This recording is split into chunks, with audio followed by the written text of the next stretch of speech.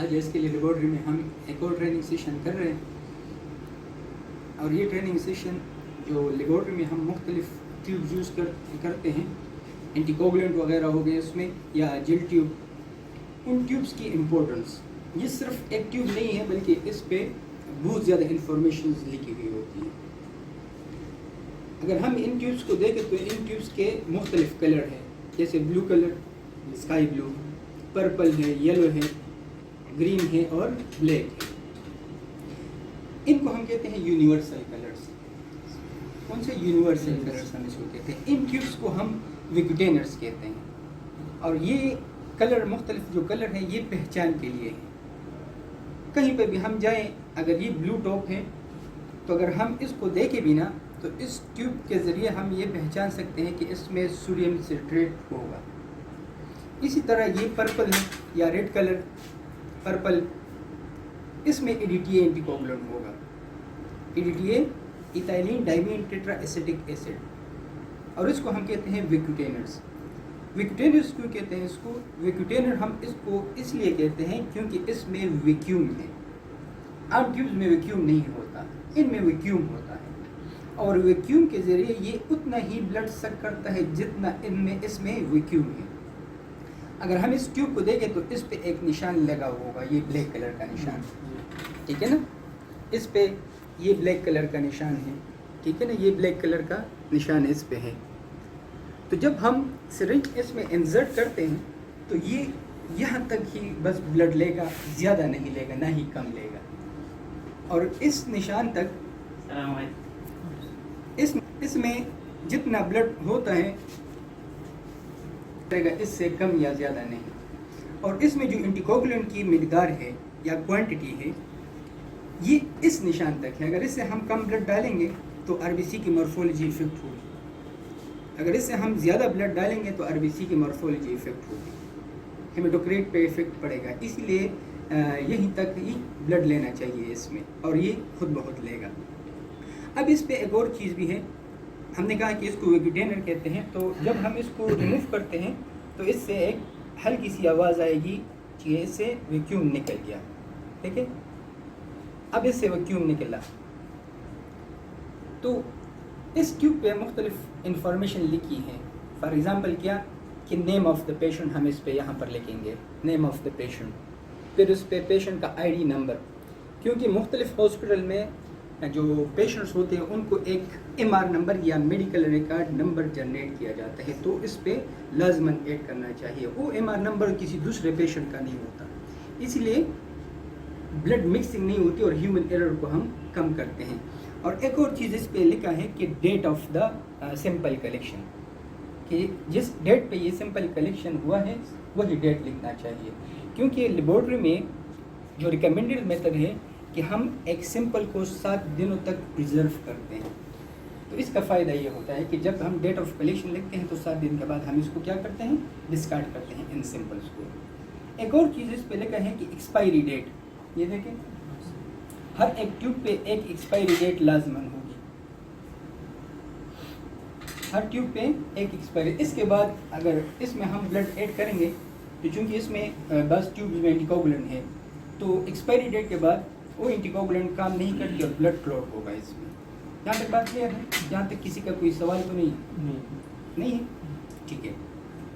اب ان مختلف ٹیوبز پہ اور بھی ہیں کہ اس میں لوٹ نمبر ہے، ٹھیک ہے نا؟ ایک اور چیز بہت ضروری ہے، اس میں اگر ہم دیکھیں تو ایک ایرو کا نشان لگا ہوا ہے، یہ ایرو کا نشان، یہ ریموو ہوتا ہے یہ۔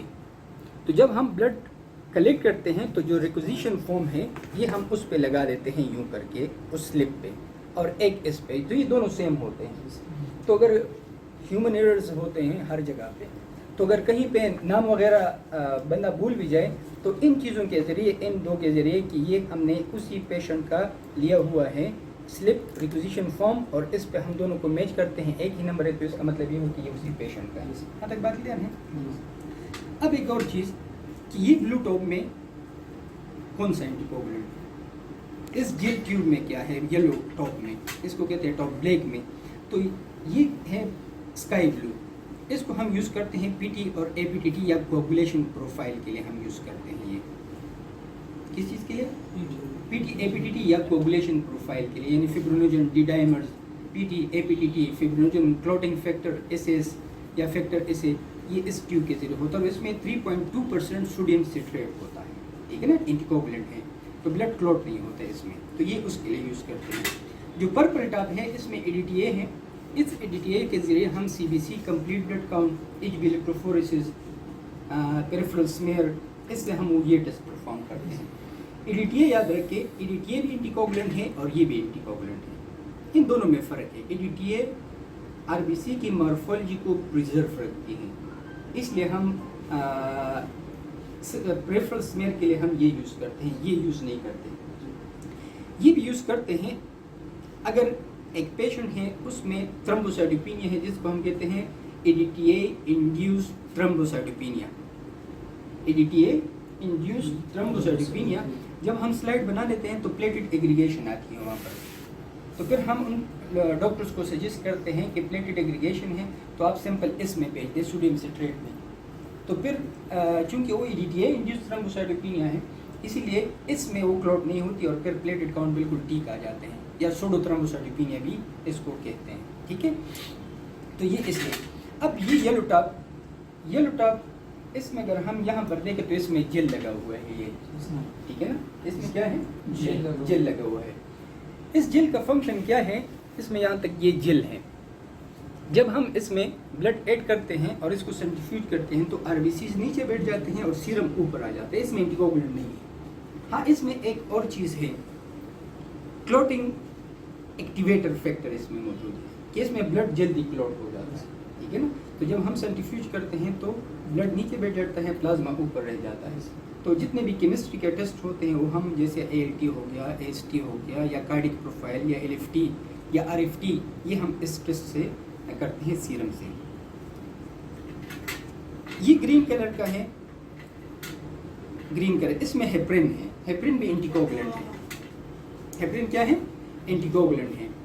हेपरिन एंटीकोगुलेंट हम सीबीसी के लिए यूज़ नहीं करते, न ही इससे पेरिफेरल स्मीयर बनाते, इसीलिए कि जब हम इससे पेरिफेरल स्मीयर बनाएंगे तो ये वहाँ पर कलर प्रोड्यूस करता है, रेडिश कलर प्रोड्यूस करता है या ब्लूइश कलर इसमें आ जाते हैं, स्टेन आ जाती है, तो फिर मॉर्फोलॉजी सही नहीं होती। इसलिए हेपरिन हम सिर्फ और सिर्फ केमिस्ट्री के लिए, या जो स्पेशल टेस्ट होते हैं, फॉर एग्जांपल माजोकाती होता है कि साइटोजेनेटिक स्टडीज बोन मैरो से, तो साइटोजेनेटिक स्टडीज के लिए ये हम यूज़ करते हैं, और इसी तरह केमिस्ट्री के लिए भी हम हेपरिन ट्यूब यूज़ करते हैं, ठीक है।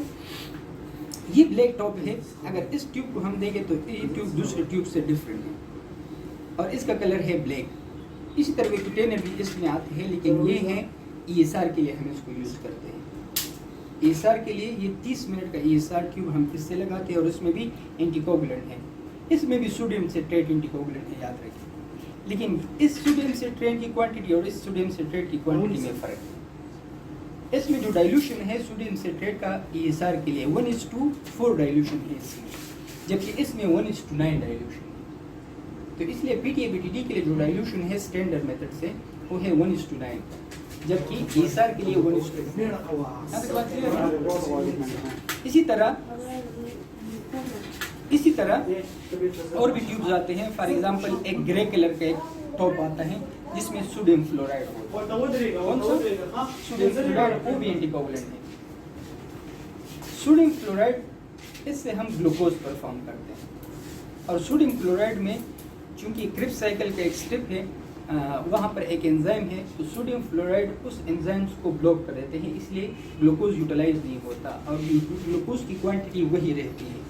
अगर हम इस ट्यूब से इस वाले ट्यूब से ग्लूकोज लगाएंगे 6-7 घंटे के बाद, तो इसमें RBCs होंगे और वो RBCs उन ग्लूकोज को यूटिलाइज करेगी। तो इसीलिए अगर हम 6 घंटे पहले ग्लूकोज लगाएं और 6 घंटे बाद, तो उसमें कमी आ रही होगी।